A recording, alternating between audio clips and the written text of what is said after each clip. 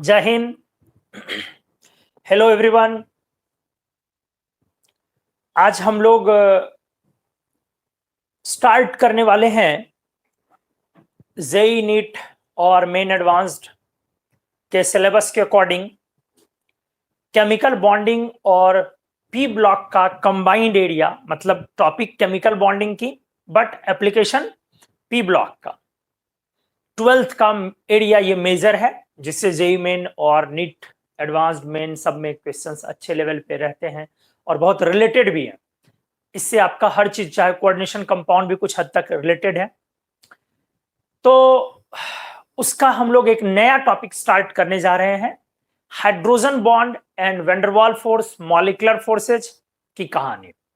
इससे पहले जो हमने लिया है क्लास आपके इस यूनिट में, स्ट्रक्चरल इनऑर्गेनिक वाले यूनिट में, केमिकल बॉन्डिंग के हमने 2 क्लासेस हम लोगों ने उसके लिए ये की है, जिसमें से कि एक लेक्चर में, पहले लेक्चर में केमिकल बॉन्ड को हम लोगों ने इंट्रोड्यूस किया था, उसके बेसिक्स को समझा था, और सेकेंड लेक्चर में हम लोगों ने क्लासिफिकेशन ऑफ केमिकल बॉन्ड किया था।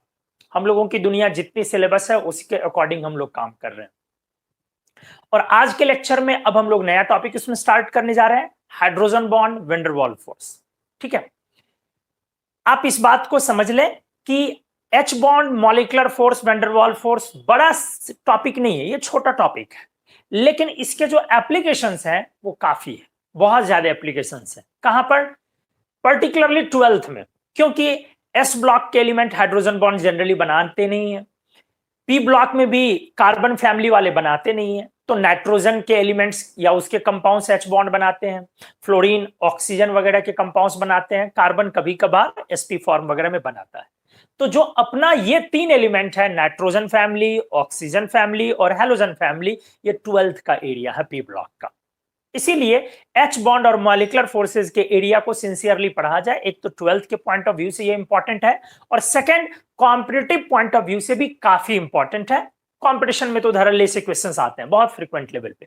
तो चलिए शुरू करते हैं। इसको शुरू करने से पहले एक बार हम लोगों ने जो क्लासिफिकेशन ऑफ केमिकल बॉन्ड किया था उसका रेंज ऑफ बॉन्ड एनर्जी हम लोग लिख ले वहां पे। ठीक है, आ जाइए। हम लोगों ने किया था इधर स्ट्रॉन्ग बॉन्ड्स में आयोनिक बॉन्ड, और यहां हम लोगों ने लिखा था कोवेलेंट बॉन्ड। आपको याद होगा पिछले लेक्चर पर हम लोगों ने इस पर काफी अच्छा एम्फेसाइज करके हम लोगों ने इसको डिटेल डिस्कशन हम लोगों ने इसका किया हुआ है। और इधर था हमारा वीक बॉन्ड्स। वीक बॉन्ड्स में भी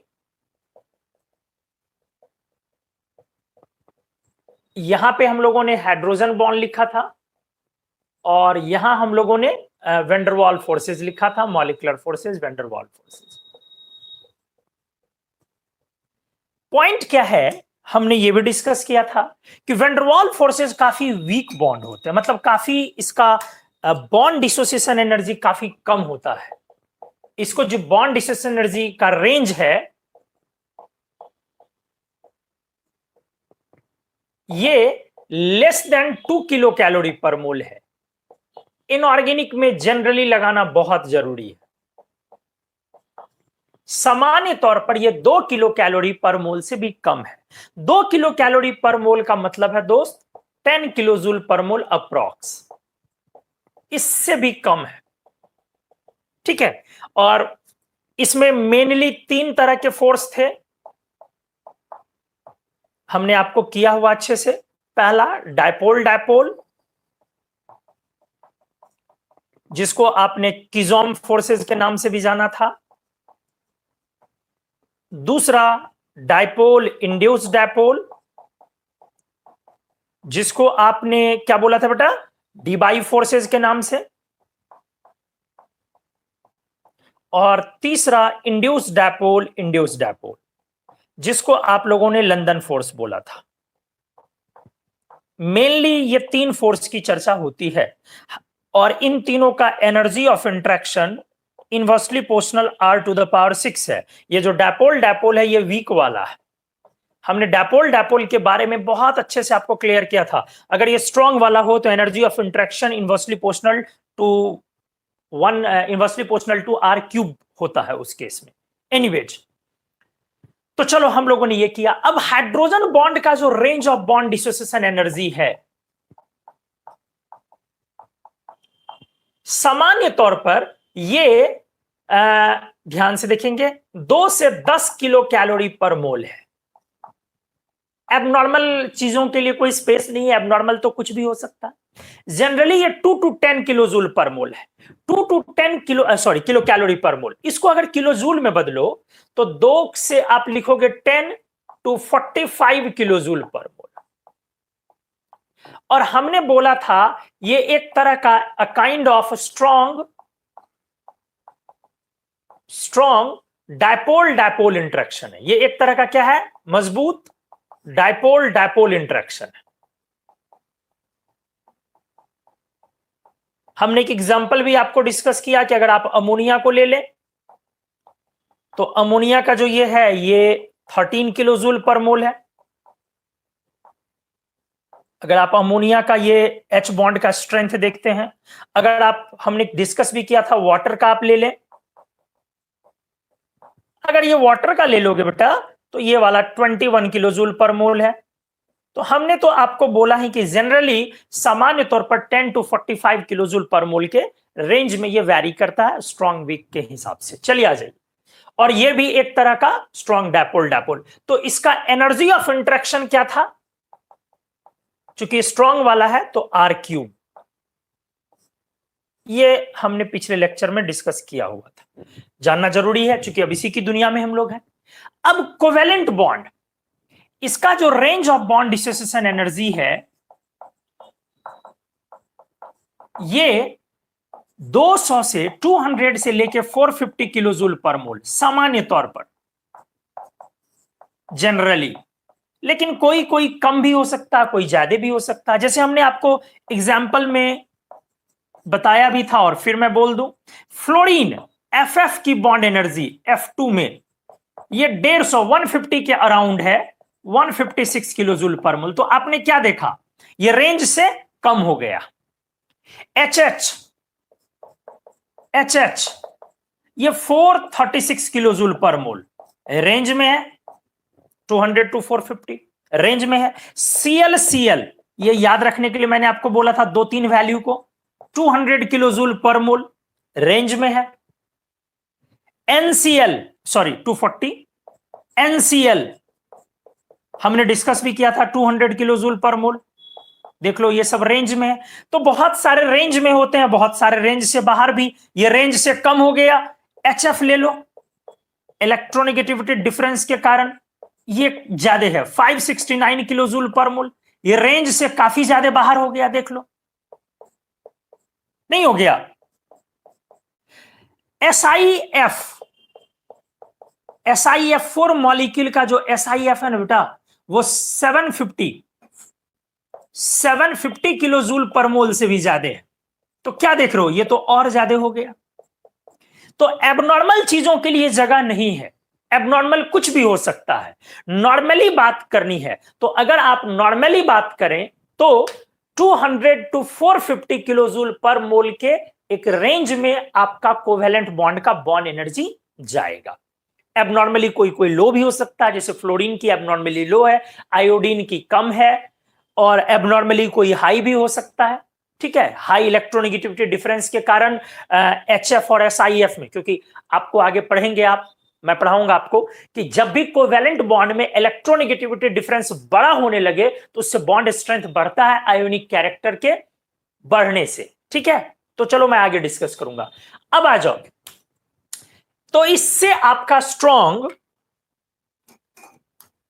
वैंडरवाल फोर्स से स्ट्रॉन्ग आपका H बॉन्ड है, और इससे काफी स्ट्रॉन्ग आपका कोवेलेंट बॉन्ड है, और इससे स्ट्रॉन्ग आयोनिक बॉन्ड है। ठीक है, आयोनिक बॉन्ड एक बार फिर से कुलंबिक इंटरेक्शन है, MM+ और X- XY- कुलंबिक इंटरेक्शन है बेटा, अच्छे से देखना लोग, कुलंबिक इंटरेक्शन है। तो energy of interaction Coulombic interaction में हमेशा डिफाइन करते हैं आर की इनवर्सली प्रोपोर्शनल, हमने किया था डिस्कस। अब आ जाओ, इसमें कोई स्पेसिफिक बॉन्ड एनर्जी का रेंज नहीं होता है, no any specific range of, ध्यान से, बॉन्ड एनर्जी। अब आयोनिक बॉन्ड का बॉन्ड एनर्जी, ध्यान से सुनेंगे, bond energy of ionic bond is represented by its lattice energy. सही है, क्योंकि हम लोग इसमें bond energy, bond dissociation energy term इस्तेमाल नहीं करते हैं, इसका जो लैटिस एनर्जी है वही इसकी बॉन्ड एनर्जी है। मतलब इसका कोई स्पेसिफिक डिफाइंड रेंज नहीं है। बोलोगे सर क्या मतलब हुआ? मतलब यह हुआ कि आयोनिक बॉन्ड कोवेलेंट बॉन्ड से काफी स्ट्रांग होते हैं, कोई कोई आयोनिक बॉन्ड का लैटिस एनर्जी लो भी होता है, मतलब उसको आयन में वापस रिवर्ट बैक करना थोड़ा इजी है, कोई कोई का मॉडरेटली हाई भी होता है और किसी किसी का तो बहुत हाई होता है। खास करके आप पहाड़ वगैरह का मटेरियल, रॉक्स का जो मटेरियल देखेंगे उसमें सिलिकेट्स, फॉस्फेट्स बहुत तरह के होते हैं, मेनली सिलिकेट्स, ठीक है, एल्यूमिनो सिलिकेट्स, सिलिकेट्स वगैरह होते हैं। ये सब के वजह से रॉक्स काफी हार्ड होता है, स्टेबल होता है, वहां की लैटिस एनर्जी बहुत ज्यादा है। बहुत सारे ऐसे आयोनिक बॉन्ड है जिसको आज तक ब्रेक करना पॉसिबल नहीं हो पाया, ठीक है। तो इसमें भी थोड़ा सा 2-4 लाइन मैं लिख दूं आयोनिक बॉन्ड के रेंज के बारे में, 1-2 बातें मैं लिख दूं, उसमें एग्जांपल डिस्कस कर लूं, और एक मेटेलिक बॉन्ड बच रहा। हमने आपको पहले भी बताया और एक बार फिर से रिपीट कर दूं, मेटेलिक बॉन्ड कभी कभी कोवेलेंट बॉन्ड से कमजोर भी हो सकता है अगर वीक मेटेलिक बॉन्ड है, like S block, S block में भी पर्टिकुलरली एल्कली मेटल। और कभी कभी मेटेलिक बॉन्ड स्ट्रांग भी हो सकता है डी ब्लॉक का, या एल्कलाइन अर्थ मेटल का भी, या कुछ पी ब्लॉक का भी। तो वो कोवेलेंट बॉन्ड से स्ट्रांग वीक दोनों हो सकता है। अगले पेज में हम लोग आएंगे तो वहां से चीजें और क्लेरिफाई होंगी। और तो आपने सीखा हाइड्रोजन बॉन्ड और मॉलिक्यूलर फोर्स को स्टार्ट करने से पहले कि ये वीक फोर्स है, ये मॉलिक्यूलर फोर्स है, ये मॉलिक्यूल्स को गैदर करते हैं और इनकी जो range of bond dissociation energy है, ये अगर आप मॉलिक्यूलर फोर्सेस में वैन डर वाल फोर्स लेते हैं तो ये लेस देन 10 किलोजूल पर मोल है, अगर एच बॉन्ड लेते हैं तो 10 to 45 किलोजूल पर मोल के बीच में एवरेज है। एबनॉर्मली कुछ भी हो सकता, कुछ हाइड्रोजन बॉन्ड तो ऐसे होते हैं जो बहुत सारे कोवेलेंट बॉन्ड से भी स्ट्रांग होते हैं, तो वो एबनॉर्मल पॉइंट हुआ ना। मैं एबनॉर्मल चीजों की कभी बात ही नहीं करता हूं, उसको आप अपने लेवल पर नहीं ले सकते हैं, वो हायर क्लासेस वाले बच्चों के लिए छोड़ दीजिए, वो एबनॉर्मल चीजें उन लोगों को पढ़नी। तो आप एबनॉर्मल पे ज्यादा काम नहीं करेंगे, आप जनरलाइजेशन पर ज्यादा काम करेंगे। बहुत सारे हैं, जैसे hydrogen bond in HF2-, hydrogen bond in anhydrous formic acid, बहुत सारे ऐसे हैं जहां पर कि वो hydrogen bond in compressed ice, जहां पर H बॉन्ड का स्ट्रेंथ आपके कोवेलेंट बॉन्ड जैसा हो जाता है, उससे बहुत सारे कोवेलेंट बॉन्ड से ज्यादा हो जाता है। तो ये सब एबनॉर्मल है। और बहुत सारे कोवेलेंट बॉन्ड, कुछ बहुत सारे नहीं, कुछ ऐसे भी हैं जो हाइड्रोजन बॉन्ड से कमजोर है, मतलब इसके जनरल रेंज से भी पीछे है, ऐसे भी होते हैं। आश्चर्य की बात है, ये 200 पर है, मैंने आपको 150 वाला एग्जांपल दिखाया, 150 तो छोड़ो, 20 वाले एग्जांपल्स भी अवेलेबल हैं, 20 किलोजूल पर मोल। लेकिन हम लोग जान के क्या करें भाई, हम लोग जेई, नीट, मेन, एडवांस्ड वाले बच्चे हैं, सिलेबस हम लोगों का लिमिटेड है, हम उस सिलेबस में बात करें। एबनॉर्मल चीजों के लिए ज्यादा हमारे पास स्कोप नहीं है, नॉर्मल से थोड़ा बहुत हटके काम कर सकते हैं। तो इस पेज को कैप्चर करें आप। नेक्स्ट पेज में मैं पहले इसका 2-3 एग्जांपल आपको दिखाता हूं कि कैसे इसका रेंज वैरी करता है, मेटेलिक बॉन्ड का 1-2 एग्जांपल दिखाता हूं, और फिर हाइड्रोजन बॉन्ड पे हम लोग स्विच कर जाते हैं मॉलिक्यूलर फोर्स के साथ। प्लीज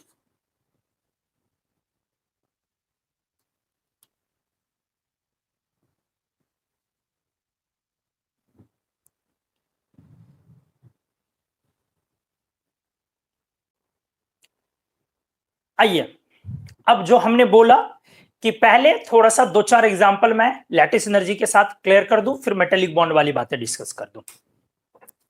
ध्यान से देखिए, जैसे अगर मैं एग्जांपल में लूं CSI, ध्यान से देखो, लैटिस एनर्जी का आपको मैंने क्या बोला, आयोनिक बॉन्ड की जो स्ट्रेंथ है वो मेजर होती है किससे, लैटिस एनर्जी से। अब लैटिस एनर्जी को मैंने आपको पढ़ाया है दोस्त, ठीक से याद करो, ये सबसे पहले इनवर्सली प्रोपोर्शनल था कैटायन एनायन के चार्ज के साइज के, डायरेक्टली प्रोपोर्शनल था उनके चार्ज के, और D10 F14 के डायरेक्टली प्रोपोर्शनल था पुअरिंग ऑफ शील्डिंग के। तो आप सोचो अगर मैं लोअर वैल्यूज लूं, ऊपर में क्या ले रहा हूं मैं, लोअर वैल्यूज, और नीचे मैं लूंगा धीरे धीरे इसका हायर वैल्यूज। तो लोअर वैल्यूज के लिए आपको क्या करना पड़ेगा, कैसा चाहिए, बड़ा कैटायन बड़ा एनायन चाहिए, तब तो वैल्यू लो आएगी, मतलब large r plus r minus दोनों, क्योंकि लैटिस उसके इनवर्सली प्रोपोर्शनल है। जैसे एग्जांपल में CSI लो, तो CS प्लस तो पीरियोडिक टेबल का लार्जेस्ट कैटायन है, और I माइनस लार्जेस्ट एनायन नहीं है, लेकिन बहुत बड़ा एनायन तो है ना। तो चलिए आ जाइए, अब इसकी लैटिस एनर्जी अप्रॉक्स 550 के आसपास है, 550 के आसपास। तो देखो कितना कम है, मतलब कोवेलेंट बॉन्ड का, बहुत सारे कोवेलेंट बॉन्ड तो हमने आपको 550 से ज्यादा बताए। आपने सिंगल बॉन्ड में HF को देखा, वो 550 से ज्यादा था। आपने ट्रिपल बॉन्ड में N ट्रिपल बॉन्ड N भी देखा, 550 से ज्यादा था, 945 किलो जूल पर मोल था। C ट्रिपल बॉन्ड O को देख लो, CO में 1000 को क्रॉस कर जाता है वो, ठीक है। सिंगल बॉन्ड में भी आपने एक एग्जांपल किया SiF4 का, SiF बॉन्ड, वो भी आपको ज्यादा था 550 से। तो इसका मतलब है ये CSI की लो लैटिस एनर्जी है, मतलब 550 किलो जूल पर मोल अगर आप देते हैं तो 1 मोल CSI को, तो वो ब्रेक हो जाएगा किसमें, CS प्लस और I माइनस में। आपको मैंने बताया लैटिस एनर्जी पीछे अच्छे से बताया, वो ब्रेक कर जाएगा किसमें, CS प्लस और I माइनस में। अच्छे से देखिए, ध्यान से देखिए। अब अगर मान लो थोड़ा और आ जाओ, मान लो NaF ले लिया आपने, NaCl ले लिया, NaCl याद करो 786 किलो जूल पर मोल। NaF ले लो, NaF लोगे तो 1000 किलो जूल पर मोल। और बढ़ते जाओ, अब आपको धीरे धीरे ज्यादा हायर वैल्यू में आएंगे तो क्या करना पड़ेगा, चार्ज को बढ़ाना पड़ेगा। लैटिस एनर्जी कब ज्यादा मिलेगी, जब चार्ज ज्यादा हो जाएगा। तो ज्यादा चार्ज वाला लो, MgO 3800-3900 के आसपास आएगा, 3800-3900 किलो जूल पर मोल के आसपास आएगा। देख रहे हो बढ़ रहा है वैल्यू। और ले लो, और बढ़ाना है अगर आप, तो आप इसी का ले लो, एल्कलाइन अर्थ मेटल का फॉस्फेट्स मतलब फॉर्मूला कैसे हो जाएगा, Mg3PO4 होल 2, नहीं हुआ जी, Ca3PO4 होल 2, ये सब टाइप का। तो ये 10,000 किलो जूल पर मोल को क्रॉस कर जाएगा। सोचो कितना ज्यादा हुआ, इससे भी ज्यादा वैल्यूज होते हैं, ऐसा नहीं कि नहीं है। आप एक कंपाउंड है ट्रॉलियाइट, हालांकि आप लोगों के सिलेबस में नहीं, हायर क्लासेस वाले लोग पढ़ते हैं, Al4PO4 whole thrice OH whole thrice, ठीक है। इसकी लैटिस एनर्जी जानते हो 29,000 किलो जूल पर मोल। एक कंपाउंड होता है सिलिकेट ग्रॉसिलराइट, Ca3Al2SiO4 होल 3, इसकी 65,000 किलो जूल पर मोल। तो अब आप ही सोचें, मतलब कोई रेंज नहीं है, हां ध्यान दे, कोई रेंज नहीं है, कहां 500 से शुरू हुआ और कहां 1 लाख की तरफ जा रहा है। तो कोई इसका रेंज नहीं है, बहुत ज्यादा से लेकर के कम लैटिस एनर्जी तक के भी आयोनिक कंपाउंड होते हैं। अब पॉइंट है, इसमें से कुछ वैल्यू जो आपके लिए इंपॉर्टेंट है, जिसको आप मेमोराइज करेंगे, जैसे कोवेलेंट में हमने बोला, ये वाले 3-4 वैल्यूज, ये आपके लिए काफी इंपॉर्टेंट है, आपको ये याद रखने हैं। CSI, NaCl, NaF, MgO, ये सब 2-3-4 वैल्यू याद रखने हैं। तो चलो, हमने आयोनिक बॉन्ड में दिखाया कि आयोनिक बॉन्ड का कोई specific range of lattice energy, range of bond strength नहीं होता है। इन जनरल सामान्य तौर पे बोलते हैं कि आयोनिक बॉन्ड हमारे कोवेलेंट बॉन्ड से काफी स्ट्रांग होता है। अब बात करते हैं मेटेलिक बॉन्ड में भी। हमने क्या बोला, मेटेलिक बॉन्ड की अगर आप बात करें तो आपके कोवेलेंट बॉन्ड से कमजोर भी हो सकता है ये, और आपके कोवेलेंट बॉन्ड से स्ट्रांग भी हो सकता है ये। वीक मेटेलिक बॉन्ड और हमने इधर लिख दिया स्ट्रॉन्ग मेटेलिक बॉन्ड। बोलोगे सर क्या मतलब हुआ, जरा एक बार और से और एक बार इलेबोरेट कर दें इसको। एक बार मैं और बोल देता हूं, सही से देख लो। मेटेलिक बॉन्ड का बॉन्ड स्ट्रेंथ किससे मेजर करोगे, पहले ये देख लो। बॉन्ड स्ट्रेंथ मेजर्ड, जैसे hydrogen bond, covalent bond, molecular forces वगैरह के लिए आप बॉन्ड डिसोसिएशन एनर्जी टर्म इस्तेमाल किए। आयोनिक बॉन्ड के लिए बॉन्ड एनर्जी को आप बॉन्ड डिसोसिएशन एनर्जी टर्म से इस्तेमाल नहीं कर रहे हैं, वहां पे क्या आप लैटिस एनर्जी से उसको कंपेयर कर रहे हैं। तो अब मेरा सवाल है मेटेलिक बॉन्ड में क्या, मेटेलिक बॉन्ड में तो लैटिस एनर्जी भी नहीं बोलोगे। लैटिस एनर्जी तो जब कैटायन अनायन, गैसियस कैटायन अनायन कंबाइन होकर के आपका आयोनिक सॉलिड क्रिस्टल तैयार करे तब होता है। तो मेटेलिक बॉन्ड में उसकी बॉन्ड एनर्जी किस चीज से आप रिप्रेजेंट करेंगे, उसको बताएंगे। Enthalpy of sublimation, heat of atomization से, जिसके थ्रू आप, ध्यान से सुनो, आप क्या करते हो, तो आपके जो मेटल एटम्स होते हैं जो मेटेलिक बॉन्ड में बंधे हैं, याद करो, आप इसको मेटल सॉलिड को इंथैल्पी ऑफ सब्लिमेशन या हीट ऑफ एटोमाइजेशन देंगे तब तो ये अलग अलग हो जाएगा, ब्रेक कर जाएगा सारा। समझ रहे हो ना, तब तो ये आइसोलेटेड एटम्स में जाएगा। तो इसको क्या बोलते हैं, by enthalpy of sublimation, enthalpy of sublimation या हीट ऑफ एटोमाइजेशन।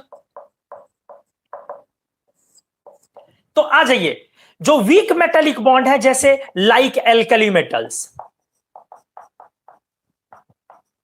ध्यान से आपको हमने पढ़ाया है लिथियम, सोडियम, पोटेशियम, रेबिडियम, सीजियम।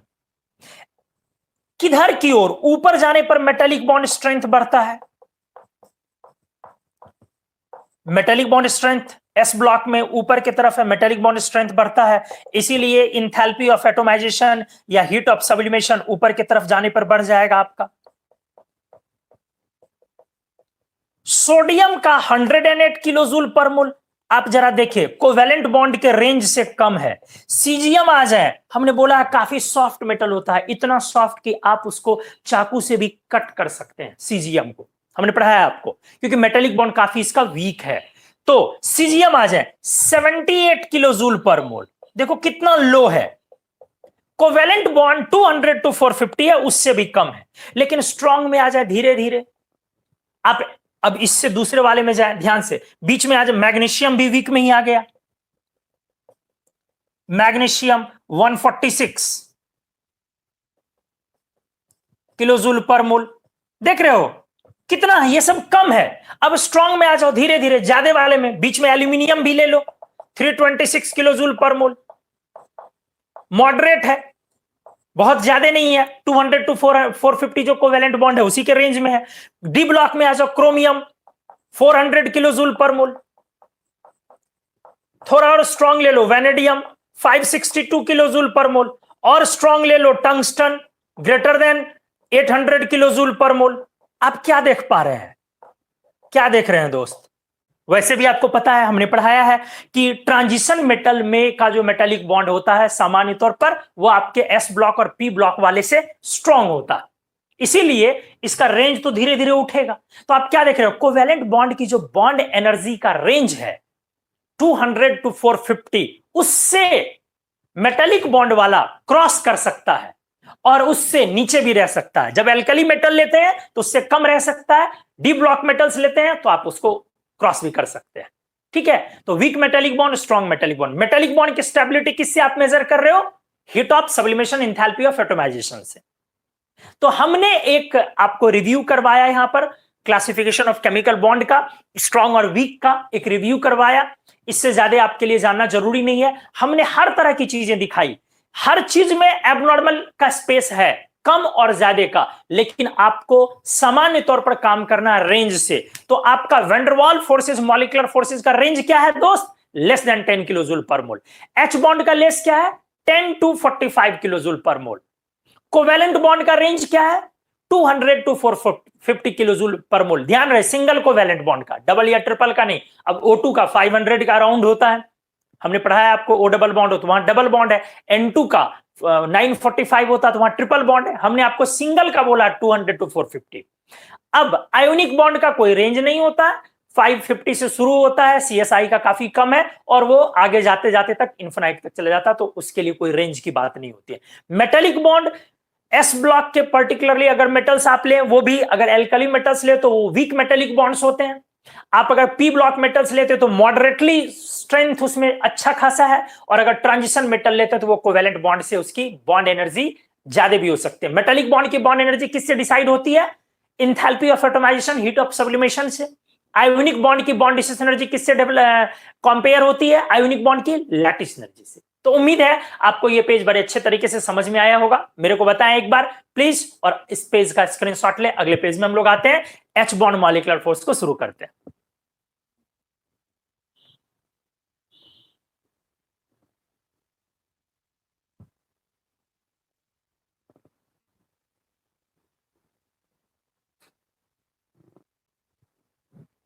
तो हम लोग अब इस पेज में स्टार्ट करेंगे, हाइड्रोजन बॉन्ड और मॉलिक्यूलर फोर्सेस के बारे में पढ़ना शुरू करते हैं।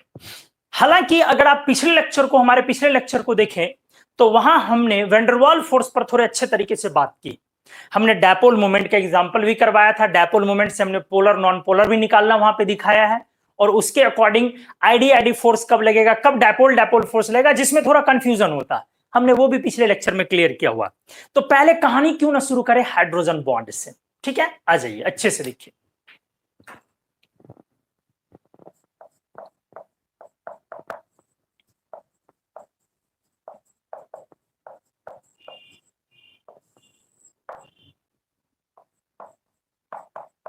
लैटिमर और रोडबुश ने इंट्रोड्यूस किया था। हालांकि लाने वाले कॉन्सेप्ट को थे पॉलिंग साहब, पॉलिंग ने इंट्रोड्यूस किया था सबसे पहले, लेकिन इन लोगों ने को क्रेडिट इन्हीं दोनों को जाता है, क्योंकि इन लोगों ने ही उसको डेवलप किया कॉन्सेप्ट को। ठीक है, तो अगर हाइड्रोजन बॉन्ड के इंट्रोडक्शन का क्रेडिट पूछा जाए तो लैटिमर रोडबुश हम लोग बोलेंगे, पॉलिंग नहीं बोलेंगे। लेकिन कॉन्सेप्ट लाने वाले सही इंसान पॉलिंग थे, पहले इंसान। आ जाइए, हमने बोला a kind of strong dipole-dipole interaction, a kind of strong dipole-dipole interaction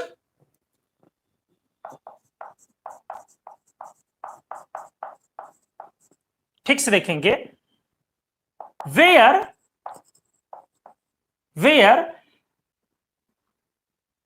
hydrogen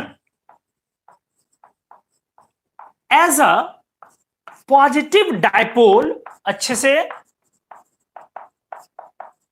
positive dipole strongly interacted by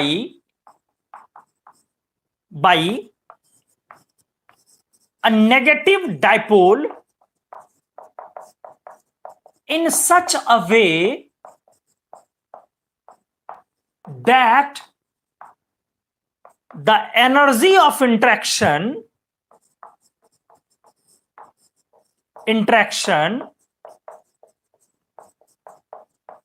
overcomes 10 kilojoule पर मोल जनरली। अच्छे से देखिए, मैंने बोला ये एक तरह का डायपोल इंटरेक्शन है जहां पर कि हाइड्रोजन एक पॉजिटिव डायपोल, हाइड्रोजन बॉन्ड है तो हाइड्रोजन को तो आना पड़ेगा, तो हाइड्रोजन एक पॉजिटिव डायपोल के रूप में रहेगा और वो स्ट्रांगली इंटरेक्ट किया जाएगा एक नेगेटिव डायपोल के द्वारा, कुछ इस तरह से कि एनर्जी ऑफ इंटरेक्शन पार कर जाएगा 10 किलोजूल पर मोल को। ध्यान से देखिए, ये देखिए वाई करेक्टली अगर बोले तो 3 डॉट से दिखाते हैं, लेकिन कोई ऐसा जरूरी नहीं है, लोग ज्यादा भी दिखाते हैं।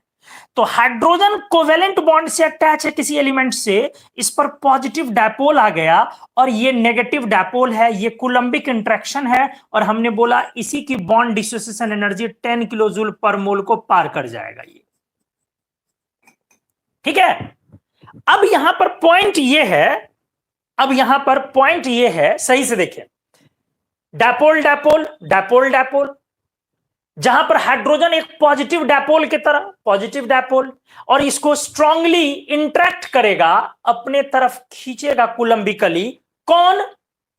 Interacted by a negative dipole in such a way, कुछ इस तरह से कि जो हमारा बॉन्ड एनर्जी का रेंज है वो ओवरकम कर गया 10 किलो जूल पर मोल। लेकिन ये सब कुछ जनरलाइजेशन है। बोलोगे सर मतलब? जनरलाइजेशन मतलब कभी कभी ये डायपोल डायपोल ना होके रेयरली ऐसा भी हो सकता है कि एच बॉन्ड आयन डायपोल हो जाए। क्या हो जाए? ऐसा भी हो सकता है कि हाइड्रोजन बॉन्ड आयन डायपोल हो जाए। आयन डायपोल डायपोल डायपोल से स्ट्रॉन्ग फोर्स है, हमने आपको पढ़ाया है, पढ़ाया ना जी। आयन डायपोल डायपोल डायपोल से स्ट्रॉन्ग फोर्स है, तो कभी कभी स्ट्रॉन्ग हाइड्रोजन बॉन्ड कुछ इस तरह का भी हो सकता है कि वो डायपोल डायपोल ना रह करके वो आयन डायपोल हो जाए, ये पॉसिबिलिटी है। ध्यान से देखें, तो इसीलिए हमने बोला कि ये डायपोल डायपोल सामान्य तौर पर हम लोग लिख लेते हैं, जनरलाइजेशन में हमने सब बातें करी, और 10 to 45 जो आप बोल रहे हो वो भी जनरलाइजेशन में ही बोल रहा हूं मैं, क्योंकि मैंने क्या बोला स्पष्ट, मैंने क्या बोला स्पष्ट, कभी कभी ऐसा हो सकता है कि वो 10 to 45 को क्रॉस कर जाए। ठीक है, तो चलो उस पर अभी चर्चा नहीं करते हैं, अब इसको मैं इलैबोरेट करता हूं। ध्यान से देखें, अच्छे से देख लें।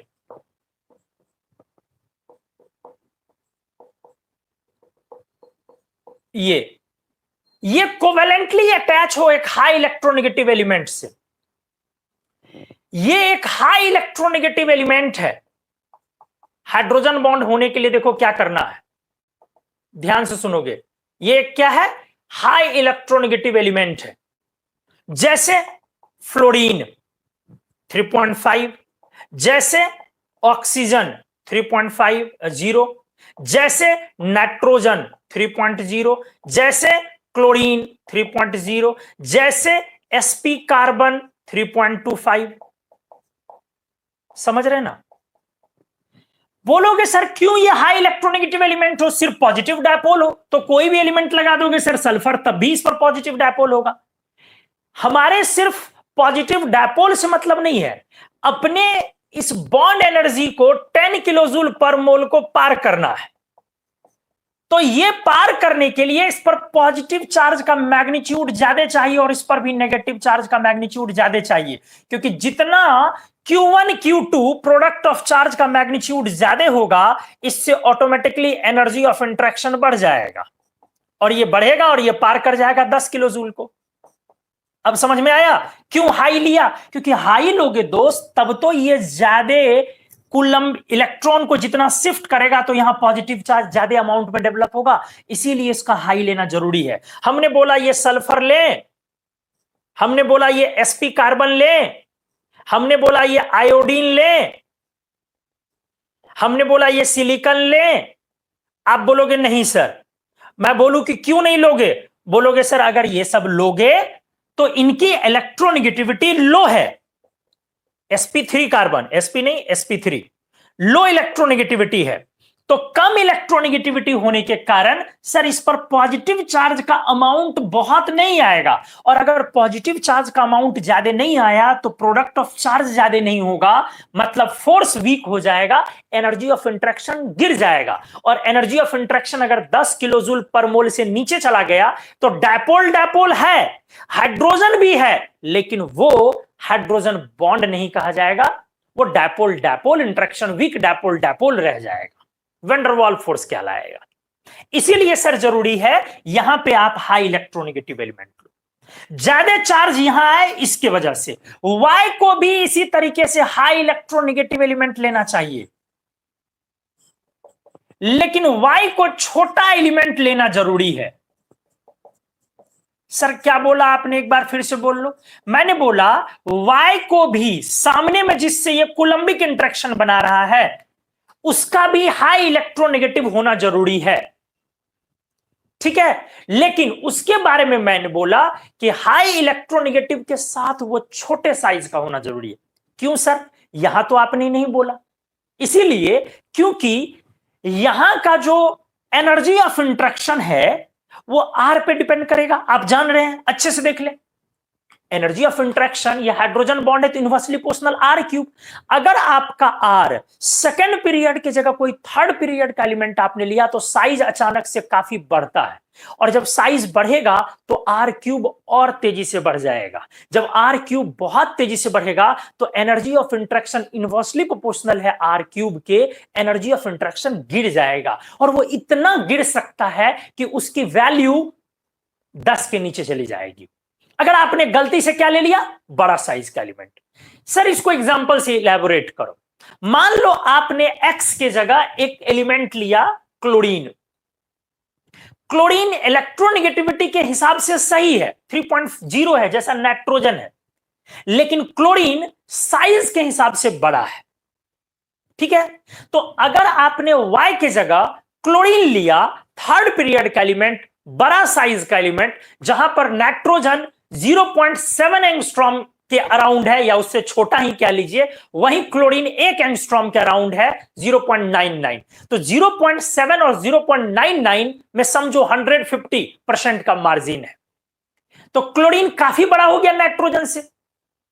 तो अगर आप वहां पर क्लोरीन लोगे, उसकी इलेक्ट्रोनेगेटिविटी हाई है, चार्ज का मैग्नीट्यूड हाई है, लेकिन अगर आपने साइज बढ़ा लिया तो न्यूक्लियस टू न्यूक्लियस डिस्टेंस जब बढ़ेगा तो आर क्यूब बढ़ने से एनर्जी ऑफ इंटरेक्शन कम हो जाएगा, और वो 10 को ऑटोमेटिकली 10 से नीचे चला जाएगा ऑटोमेटिकली। बोलोगे सर मतलब, HCl लेकर के सामने रख के देखो, और NH3 सामने रख करके देखो, जिसको मैं अगले पेज में करके दिखाता हूं, साफ साफ पता चल जाएगा। या यहां भी इस पे से कर सकता हूं, चलो पहले यहां जरूरी चीजें लिखूं। तो मैंने बोला high electronegative small size element, मतलब Y क्या हो सकता है, ये वाला element Y, fluorine, oxygen, nitrogen, chlorine नहीं। sp carbon, carbon second period है, आप इसको आराम से ले सकते हैं, आपको समझ में आ गया होगा। आप बोलोगे क्लोरीन क्यों नहीं, मैं बोलूंगा क्लोरीन लार्ज साइज्ड एलिमेंट है, इलेक्ट्रोनेगेटिविटी से सही है, सो एनर्जी ऑफ इंटरेक्शन जो इनवर्सली प्रोपोर्शनल है आर क्यूब के, ये वैल्यू लेस देन 10 किलोजूल पर मोल हो सकता है, मे बी। अगर नहीं हुआ, कभी ऐसा हुआ कि नहीं हुआ, तब कोई हर्ज नहीं, वहां हम लोग क्लोरीन भी बोलेंगे हाइड्रोजन बॉन्ड बना रहा है। लेकिन हमने आपको अभी क्या बोला, एक्स में प्रॉब्लम नहीं है, क्योंकि एक्स को आर क्यूब वाले टर्म से कोई लेना देना नहीं है। Energy of interaction r cube term से लेना देना वाई और एच को है। इसीलिए साइज जो छोटा होना जरूरी है वो वाई का दोस्त, ना कि एक्स का। एक्स से कोई पॉइंट नहीं है, क्लियर है, एक्स से कोई पॉइंट नहीं है, एक्स का कोई ज्यादा वैसा हिसाब किताब नहीं है। एक्स को बस हाई इलेक्ट्रोनेगेटिव चाहिए, वाई के बारे में है कि हाई भी होना चाहिए और उसका साइज भी थोड़ा छोटा होना चाहिए, ठीक है। तो चलो इस पेज का आप स्क्रीनशॉट लो, अगले पेज में मैं क्लोरीन वाला एक एग्जांपल लेकर के दिखाता हूं और फिर कॉन्सेप्ट को आगे बढ़ाता हूं अच्छे से, ठीक है। चलिए जल्दी से प्लीज।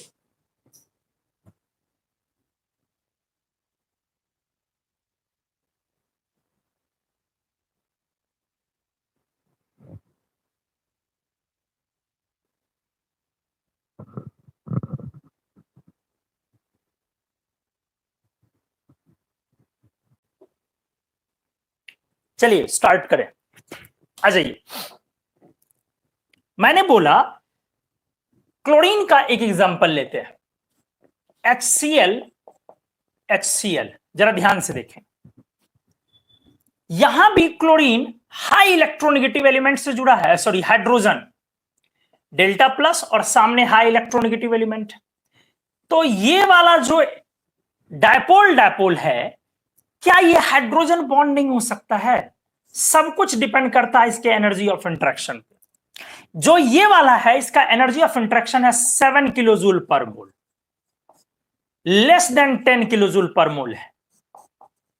अब आपको समझ में आ गई होंगी चीजें, ऐसा क्यों हुआ? क्योंकि क्लोरीन का साइज बड़ा है और हाइड्रोजन छोटा है। क्लियर है? अब वहीं पर अगर आप NH3 ले लें, NH और सामने NH3, तो N छोटा है। समझिए, अब इस एनर्जी ऑफ इंटरेक्शन को अभी अभी हमने लिखा है कितना? 13 किलो जूल पर मोल। अब ये आपने क्या देखा? Greater than 10 kilo joule per mole है। तो बेटा क्या हुआ फाइनल? ये भी डायपोल डायपोल है, लेकिन ये स्ट्रॉन्ग डायपोल डायपोल है, और स्ट्रॉन्ग में भी हाइड्रोजन बॉन्ड बोलेंगे क्योंकि हाइड्रोजन है बीच में। लेकिन इसको आप क्या बोलेंगे? आप इसको हाइड्रोजन बॉन्ड नहीं कह सकते, जबकि दोनों की इलेक्ट्रोनेगेटिविटी 3.0 है। क्लोरीन भी 3.0 और नाइट्रोजन भी 3.0, लेकिन इसको आप क्या बोलेंगे? Weak dipole dipole. सही है? अब मेरे हिसाब से अब आपकी चीजें क्लियर हो गई होंगी। मतलब इसको आप हाइड्रोजन बॉन्ड नहीं बोलेंगे, इस तरह से आप लिखेंगे। So generally chlorine does not form hydrogen bonds। सामान्य तौर पर क्लोरीन हाइड्रोजन बॉन्ड फॉर्म नहीं करता है, और वो जो हाइड्रोजन बॉन्ड है ये इंटरमॉलिक्यूलर हाइड्रोजन बॉन्ड। ये क्या है मैं आगे बताऊंगा, लेकिन मैंने बोला कि सामान्य तौर पर क्लोरीन हाइड्रोजन बॉन्ड फॉर्म नहीं करता है। This is due to its large size. Full stop दे दो और यहां कैपिटल ही लिख लो, कोई दिक्कत नहीं है। This is due to its large size. अच्छे से देखो, तो आप बोलोगे कि सर अब जाके थोड़ा सा ये क्लियर हुआ कि क्लोरीन की एक्चुअली साइज बड़ी होने के कारण R³ की वैल्यू और ज्यादा तेजी से बड़ी हो जाएगी। तो एनर्जी ऑफ इंटरेक्शन जो है, जब आप एनर्जी इनवर्सली प्रोपोर्शनल R³ करेंगे तो वो कम हो जाएगी, इस वजह से। ध्यान से देखें, लेकिन ये वाला जो है ये हम लोग तब बोलते हैं जब क्लोरीन को दो मॉलिक्यूल के बीच बनाना हो। कभी कभी hydrogen bond with in the molecule भी बनता है, जिसको इंट्रामॉलिक्यूलर हाइड्रोजन बॉन्ड बोलते हैं। क्या बोला मैंने?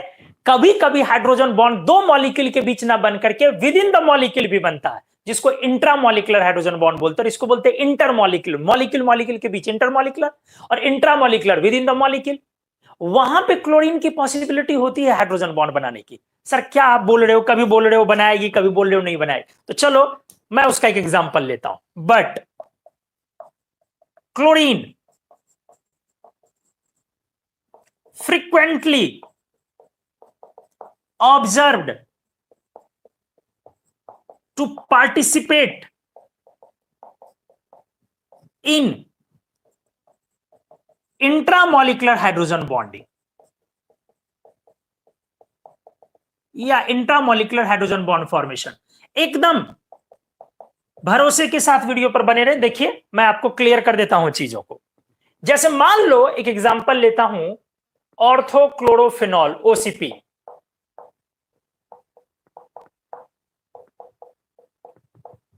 ध्यान से, अब यहां हिसाब क्या है?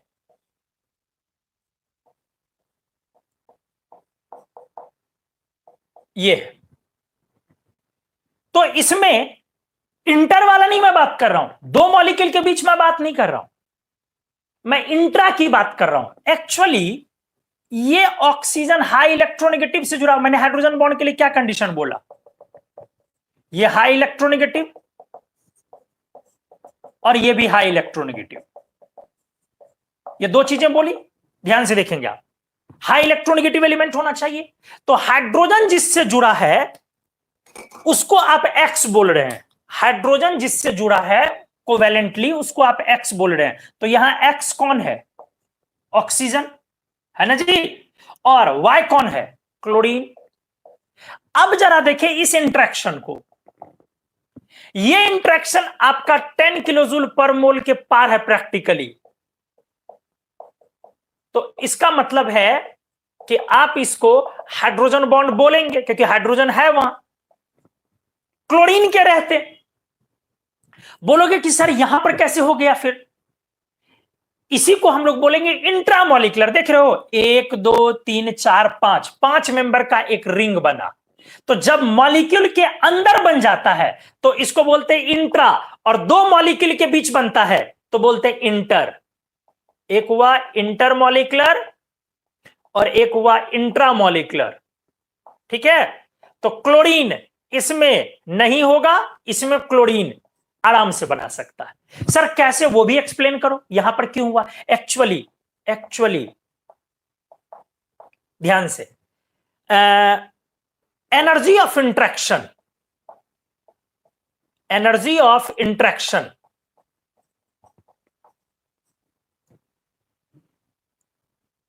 enriched due to resonance effect as well as chelating effect। Sir क्या क्या लिख दिए, क्या क्या लिख दिए, चलो ठीक से मैं दिखाता हूं, ध्यान से।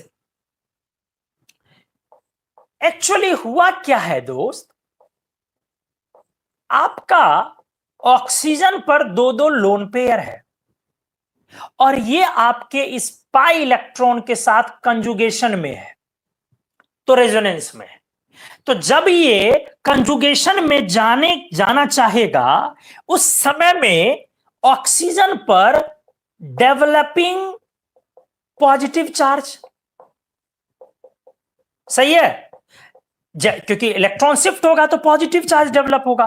पॉजिटिव चार्ज डेवलप होने से इलेक्ट्रोनेगेटिविटी ऑक्सीजन का बढ़ जाएगा, आपने पढ़ा है, पॉजिटिव चार्ज आने से मैंने पढ़ा है कि इलेक्ट्रोनेगेटिविटी बढ़ती है। जैसे ही इलेक्ट्रोनेगेटिविटी बढ़ेगी तो पहले के रिस्पेक्ट में इलेक्ट्रॉन पुलिंग ज्यादा होएगी और इससे हाइड्रोजन पर आने वाले पॉजिटिव चार्ज का मैग्नीट्यूड बढ़ जाएगा। इससे delta plus on hydrogen atom ये बढ़ जाएगा, और जब हाइड्रोजन पर पॉजिटिव चार्ज का अमाउंट बढ़ गया तो Q1 Q2 का मैग्नीट्यूड, Q1 Q2 मतलब कौन, HCl, H और Cl, Q1 Q2, समझ रहे ना, Q1 Q2 ये बढ़ गया। जब Q1 Q2 बढ़ेगा तो एनर्जी ऑफ इंट्रैक्शन अचानक बढ़ गया और ये संयोग से पार कर गया आराम से 10 किलो जूल पर मोल को।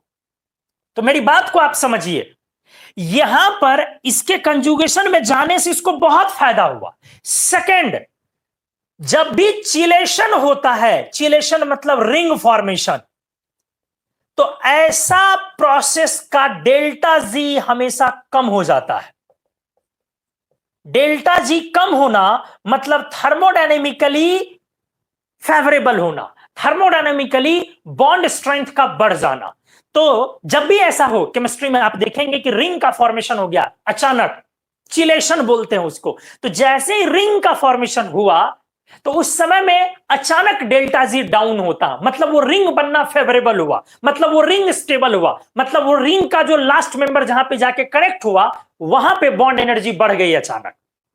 तो आप इस बात को अब ध्यान में रखेंगे, 2 बातें यहां हुई, एक रेजोनेंस में पार्टिसिपेट करना, दूसरा चिलेशन। हालांकि दोनों में से कोई छोटा फैक्टर नहीं है, इनफैक्ट चिलेशन बहुत बड़ा फैक्टर है, बहुत बड़ा फैक्टर होता है चिलेशन, चिलेटिंग इफेक्ट काफी बड़ा फैक्टर होता है रिंग बनना, क्योंकि रिंग जैसे ही बनता है तो Gibbs free energy change delta G अचानक से लो हो जाती है, और किसी भी केमिकल प्रोसेस का अगर डेल्टा जी लो हो जाए, कम हो जाए, तो आप समझते हैं कि वो प्रोसेस फेवरेबल होता है। आपने सॉलिबिलिटी से लेकर के हर चीज में इस चीज को फील किया, ठीक है।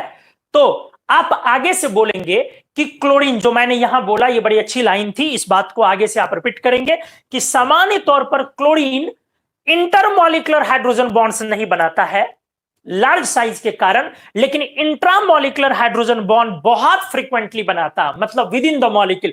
वहां पर क्लोरीन के लिए रोक नहीं होगी, चाहे रेजोनेंस हो या ना हो, कई बार रेजोनेंस नहीं होता फिर भी, क्यों, चिलेटिंग इफेक्ट के कारण, क्योंकि इंट्रामॉलिक्यूलर जैसे ही बनेगा तो चिलेशन हो जाएगा, रिंग बनने लगेगा। तो चिलेटिंग इफेक्ट के कारण एकदम श्योर रहिए कि क्लोरीन वो हाइड्रोजन बॉन्ड फॉर्म कर लेगा। ध्यान रहे, क्लोरीन से सिर्फ मतलब नहीं है, सामने में जो आपका हाइड्रोजन है वो भी हाई इलेक्ट्रोनेगेटिव से जुड़ा होना चाहिए ना जी, तो सिर्फ क्लोरीन पर मत उछल जाना, सामने जो हाइड्रोजन है वो हाई इलेक्ट्रोनेगेटिव, जैसे यहां का hydrogen high electronegative element oxygen से जुड़ा हुआ है।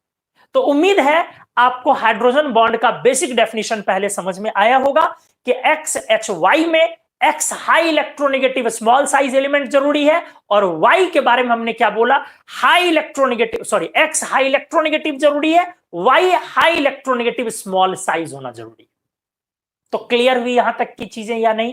कॉन्सेप्ट यहां तक आपका क्लियर हुआ या नहीं, एक बार मेरे को बताइए, और स्क्रीनशॉट लीजिए इस पेज का जल्दी से प्लीज।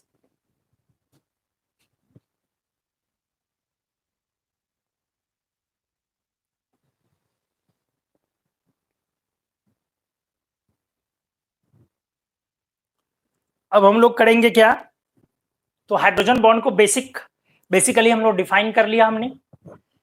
अब ऐसे समझते हैं स्ट्रेंथ ऑफ हाइड्रोजन बॉन्ड की बात करते हैं, फिर आगे ये भी बात करेंगे कौन सा हाइड्रोजन बॉन्ड होगा या नहीं होगा। ध्यान से देखिए, अब मैं बात करूं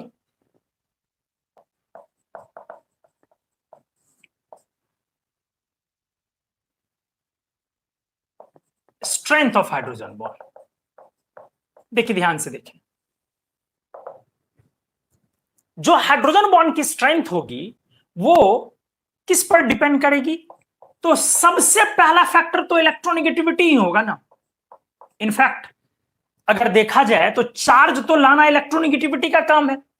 जितनी आपकी इलेक्ट्रोनेगेटिविटी एक्स की ज्यादा होगी, उतना ही आपका डेल्टा प्लस हाइड्रोजन पर ज्यादा होगा, ठीक है, और उससे प्रोडक्ट ऑफ चार्ज ज्यादा होगा, और उससे एनर्जी ऑफ इंटरेक्शन बढ़ जाएगा।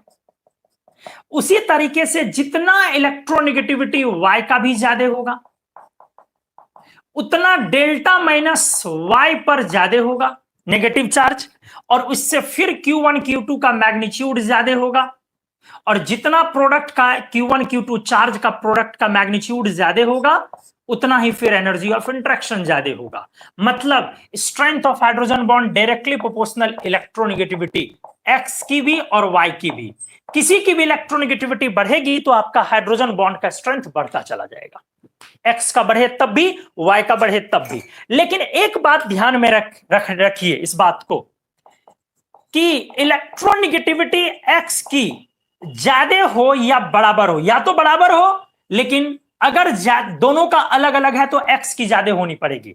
ऑटोमेटिकली ऐसा हो जाएगा जब दो चीजों को आप आपस में मिलाएंगे, दोनों को हाइड्रोजन बॉन्ड फॉर्म करना है अगर, तो डेफिनेटली वो अपने आप ऐसा हो जाएगा कि मोर इलेक्ट्रोनेगेटिव वाला X रहेगा और लेस इलेक्ट्रोनेगेटिव वाला Y रहेगा। बोलोगे सर कैसे, क्यों, इसका क्या मतलब है? आप सोचिए, अगर दोनों में से इलेक्ट्रोनेगेटिविटी की बात की जाए तो ये इससे ज्यादा हाई इलेक्ट्रोनेगेटिव, अगर बराबर नहीं है तो, क्योंकि ये डिस्टेंस पर है, इससे डिस्टेंस, ये तो सामने में है, ये डिस्टेंस पर है, तो डिस्टेंस के कारण इसकी इलेक्ट्रोनेगेटिविटी का इफेक्ट यहां पर आते आते पुअर होगा, कम होगा, इसीलिए उसकी थोड़ी सी ज्यादा होनी चाहिए बॉन्ड एनर्जी ज्यादा होने के लिए। तो हमेशा X का इलेक्ट्रोनेगेटिविटी Y से या तो बराबर हो या ज्यादा हो, क्योंकि सबसे मुश्किल काम हाइड्रोजन पर पॉजिटिव चार्ज, मीथेन क्यों नहीं बना लिया, sp3 कार्बन क्यों नहीं बना लिया, जरा सोचो। क्योंकि सबसे पहला पॉइंट वही है, उसकी इलेक्ट्रोनेगेटिविटी कम होने के कारण हाइड्रोजन पर पॉजिटिव चार्ज का मैग्नीट्यूड कम हो जाएगा। आयोडीन क्यों नहीं बना लिया, HI में क्यों नहीं हाइड्रोजन बॉन्ड हो गया, क्योंकि आयोडीन की इलेक्ट्रोनेगेटिविटी कम होने के कारण हाइड्रोजन पर पॉजिटिव चार्ज का मैग्नीट्यूड कम हो जाएगा। तो सबसे बड़ा डिफिकल्ट काम क्या है बेटा, सबसे डिफिकल्ट टास्क है हाइड्रोजन पर पॉजिटिव चार्ज का मैग्नीट्यूड अच्छे अमाउंट में रहना। यह कब होगा, जब आपका वो X हाई इलेक्ट्रोनेगेटिव एलिमेंट हो। तो जितना पॉसिबल हो, बोलोगे सर जैसे एग्जांपल, ध्यान से,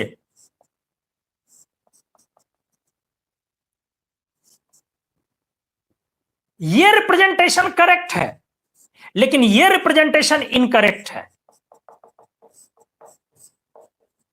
समझ में आया? इस तरह से हाइड्रोजन बॉन्ड नहीं होगा,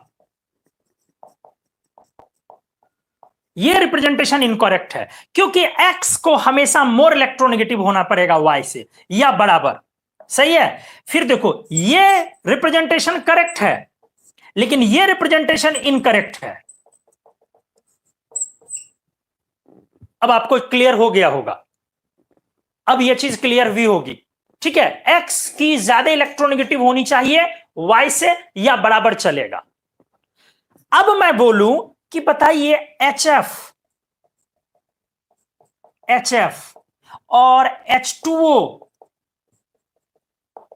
H2O और NH3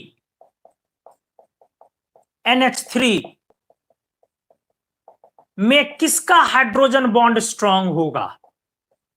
ठीक से देखें तो यहां पर आपका hydrogen more electronegative element fluorine से अटैच है और सामने आपका फ्लोरीन है। यहां पर अब आपका एक्स ऑक्सीजन है, सॉरी एक्स ये नहीं है, एक्स वो होता है जो हाइड्रोजन अटैच है, और ये वाई है। अब आपका इलेक्ट्रोनेगेटिविटी थोड़ा कम है तो ये हाइड्रोजन बॉन्ड ज्यादा मजबूत है, और ये वाला और, क्योंकि इलेक्ट्रोनेगेटिविटी धीरे धीरे कम हो गई है। क्लियर है? तो स्ट्रेंथ ऑफ हाइड्रोजन बॉन्ड किस पर डिपेंड करेगा? सबसे ज्यादा इलेक्ट्रोनेगेटिविटी पर। पहला जो पॉइंट है, बड़ा जो पॉइंट है, इलेक्ट्रोनेगेटिविटी अगर ज्यादा है, एक्स का भी ज्यादा हो, वाई का, दोनों का ज्यादा हो, ठीक है, यहां पर जैसे एक्स और वाई सेम एलिमेंट है, उसमें भी, इसमें भी और इसमें भी, तो आपने क्या देखा, फ्लोरीन स्ट्रांग बनाया, तब ऑक्सीजन, तब नाइट्रोजन। तो आप धीरे धीरे इस तरह से क्या बोलेंगे, हाइड्रोजन बॉन्ड का स्ट्रेंथ, हाइड्रोजन बॉन्ड की मजबूती, आप क्या बोलेंगे, HF की ज्यादा है, तब किसकी है, H2O की, और तब किसकी है, NH3 की। क्लियर है? तो चलो इस पेज में हम लोगों ने ये लिखा। अब मैं आपको कुछ कुछ एग्जांपल्स दे रहा हूं, आपको पकड़ना है कि वो कौन सा फोर्स है, नेचर ऑफ फोर्स। ठीक है, नेचर ऑफ इंट्रैक्शंस। अब धीरे धीरे हम लोग वेंडरवाल फोर्सेस वगैरह को भी हम लोग मिलाते चले जाएंगे। ठीक से देखिए, और इसका एग्जांपल मैं आज भी कर रहा हूं, और जो अगला लेक्चर मैं लूंगा उसमें भी कुछ नेचर ऑफ इंट्रैक्शंस पर, उसमें भी मैं काम करूंगा। बोलोगे सर क्या बोलना चाह रहे हो बताओ। जैसे मैं बोलूं KCl एंड वाटर, आपसे ये क्वेश्चन पूछा हुआ भी है, AI जिसको बोलते हो जेई मेन, उसका आया हुआ क्वेश्चन है, KCl एंड वाटर में कौन सा इंटरेक्शन है, यहां पर किस तरह का फोर्स इन दोनों के बीच डेवलप होगा? तो आराम से सोचो। सबसे पहले आपके KCl के पास क्या है, K प्लस और Cl माइनस, मतलब आयन है आपके पास, और वाटर के पास क्या है, चूंकि ये एक पोलर कंपाउंड है, net dipole moment non zero है, तो इसके पास हमारा डायपोल है, हमने ये प्रैक्टिस किया है, इसलिए एग्जांपल किसका हो गया, आयन डायपोल का एग्जांपल हुआ। उम्मीद है आपको समझ में आया होगा। चलो मैं करता हूं ध्यान से सुनोगे, HCN इंटरेक्शन, ये कौन सा इंटरेक्शन है? चलो आओ सॉल्व करता हूं आराम से। ठीक से देखो, पहले HCN का स्ट्रक्चर बनाओ, HC ट्रिपल बॉन्ड N, अब सामने में HC ट्रिपल बॉन्ड N, जरा गौर से देखो, कार्बन हाइड्रोजन पर पॉजिटिव चार्ज है, लेकिन यहां का जो कार्बन है वो sp कार्बन है, तो sp कार्बन हाई इलेक्ट्रोनेगेटिव हो गया दोस्त, इसीलिए ये आपका हाई इलेक्ट्रोनेगेटिव हो गया, और यहां हाई इलेक्ट्रोनेगेटिव नाइट्रोजन तो ऑलरेडी सामने में है, इसीलिए ये डायपोल आप नहीं बोलेंगे, आप इसको डायपोल नहीं बोलेंगे, आप इसको हाइड्रोजन बॉन्ड बोलेंगे। क्लियर हुई चीजें? क्योंकि आपका X कौन है जिससे हाइड्रोजन कोवेलेंट बॉन्ड से अटैच है, X कौन है, X है आपका sp कार्बन, तो sp कार्बन तो हाई इलेक्ट्रोनेगेटिव एलिमेंट है, अब इससे हाइड्रोजन अटैच है, और सामने में Y कौन है, nitrogen already high electronegative element है, इसलिए कोई गुरेज नहीं है कि ये वाला आपका जो इंटरेक्शन है ये हाइड्रोजन बॉन्ड हो गया। इस तरह से आपको सोचना पड़ेगा। चलो मैं जैसे तीसरा लेता हूं, बेंजीन HCl इंटरेक्शन, आराम से सोचें। सबसे पहले नेचर ऑफ फोर्स निकालने के लिए पोलर नॉन पोलर निकालना जरूरी, हमने आपको पढ़ाया है, आप देख भी सकते हैं कि आपका जो बेंजीन है वो हर तरफ से सिमेट्रिक है, प्लेनर है, इसीलिए इसमें नेट डायपोल मोमेंट जीरो है। तो जब 0 है तो ये नॉन पोलर है, और नॉन पोलर है तो फिर डायपोल का कोई सवाल ही नहीं है, इंड्यूस्ड डायपोल है। और HCl पोलर है, नेट डायपोल इसमें क्लोरीन की तरफ जाएगा, तो जब ये पोलर है तो इसमें डायपोल डेवलप होगा। इसीलिए ये जो एग्जाम्पल बनेगा ये डायपोल इंड्यूस्ड डायपोल का एग्जाम्पल होगा। HCl में डायपोल और C6H6 में इंड्यूस्ड डायपोल। तो आपको इस तरह से बहुत सारे एग्जाम्पल्स पर अपना हाथ साफ करना पड़ेगा पहचानने के लिए कि वहां पर कौन सा नेचर ऑफ इंटरेक्शन है। डायपोल है, इंड्यूस्ड डायपोल है, डायपोल डायपोल है, डायपोल इंड्यूस्ड डायपोल है, आयन डायपोल है, आयन इंड्यूस्ड डायपोल है, किस तरीके का। मैं अगला लेक्चर जब लाऊंगा इस टॉपिक का तो उसमें पहले बहुत सारे एग्जांपल्स और इस पर करूंगा। तब तक आप भी इस बीच में कुछ एग्जांपल्स ढूंढ के नेचर ऑफ इंटरेक्शंस पर बेस्ड इस तरीके की चीजें कुछ एग्जांपल्स प्रैक्टिस कर ले। तो आज हमने बस इसमें 3 एग्जांपल करवाया आपको, बट हाइड्रोजन बॉन्ड को हमने अच्छे तरीके से आपको इंट्रोड्यूस करवाया, बॉन्ड एनर्जी के नजरिए से उसको समझाया, और क्लासिफिकेशन ऑफ केमिकल बॉन्ड में covalent bond, metallic bond, hydrogen bond, van der Waals force सभी के बॉन्ड एनर्जी पर डिस्कशन किया। तो मिलते हैं दोस्तों अगले लेक्चर में। इसी का सेकंड अगला लेक्चर जो हम लोगों का hydrogen bond and molecular force का होगा, उसमें धमाकेदार तरीके से बहुत सारी बातें करते हैं। ठीक है, तो चलिए बने रहें वीडियो पर, अगले लेक्चर का इंतजार करें, हम लोग आते हैं फिर से। Thank you so much.